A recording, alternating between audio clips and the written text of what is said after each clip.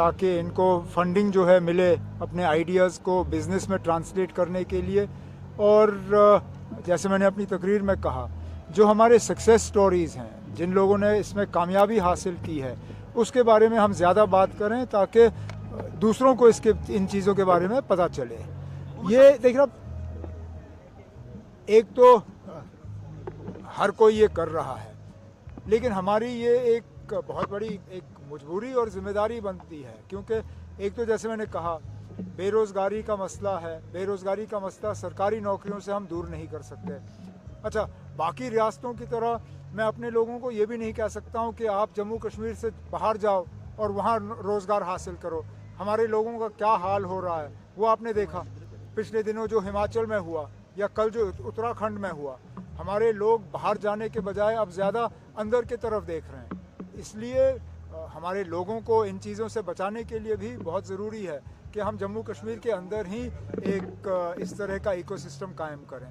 उमर साहब, दूसरी तरफ यूजीसी को लेकर कंट्रोवर्सी बनी थी, अब सुप्रीम कोर्ट ने उस पर रोक लगाई है और सरकार किस चीज़ पे? यूजीसी सर, उसका कंट्रोवर्सी बना था। किस चीज़ का कंट्रोवर्सी?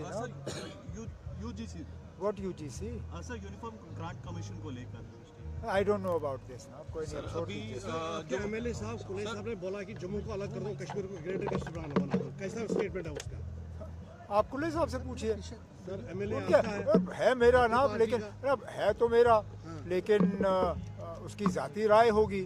पार्टी पार्टी पार्टी ये तो बीजेपी ने भी, बीजेपी के एमएलए ने भी ये बयान दिए थे, लेकिन पार्टी ने क्लियर किया कि ये पार्टी का मौकूफ नहीं है। ये उनके कश्मीरी पंडितों के कहते हैं कि खुद चले गए यहाँ से, मतलब कि ऐसा स्टेटमेंट दिया जो काबिल बर्दाश्त है। कल किसके लिए ना, कश्मीरी पंडितों के लिए। तो ठीक है, जब आप उन्हें मिलेंगे आप उनसे पूछ लीजिए। इंडस्ट्रियल एरिया के लिए क्या कहेंगे सर? काफी फैक्ट्री जो अभी बंद पड़ी हुई है, उसके लिए आने वाले समय में क्या फैक्ट्री जो बंद पड़ी हैं उनकी हम मदद करने की कोशिश करेंगे कि वो दोबारा कायम हो, दोबारा चलें।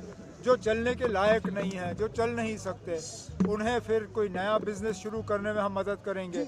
अगर वो भी नहीं तो जिनको लैंड अलॉट हुआ है उनकी लैंड वापस लेके हम किसी और को अलॉट करेंगे ताकि इंडस्ट्री कम से कम लगे। Sir, west Bengal chief minister Mamata Banerjee ने जो अजीत पवार की डेथ हुई है उनके लिए सुप्रीम कोर्ट मॉनिटर प्रोब की डिमांड की है। अब जब शरद पवार साहब ने इसके बारे में कहा है, उसके बाद किसी को और कुछ कहना ही नहीं चाहिए।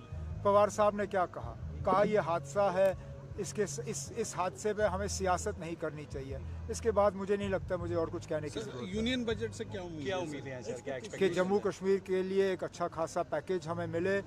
हमने इंडस्ट्रियल डेवलपमेंट के लिए जो एक नया एक पैकेज, क्योंकि ये पहली मर्तबा है कि अभी जम्मू कश्मीर में सेंट्रल कोई पैकेज जो है इंसेंटिव्स इंडस्ट्री के लिए नहीं है। ये 90s के बाद पहला वक्त ऐसा आया है। अब हम कोशिश कर रहे हैं कि मरकज़ के साथ मिलके एक अच्छा खासा पैकेज ऑफ इंसेंटिव्स जो है वो जम्मू कश्मीर में इंडस्ट्री को बढ़ावा देने के लिए जो है हमें मिले। Thank you sir, thank you.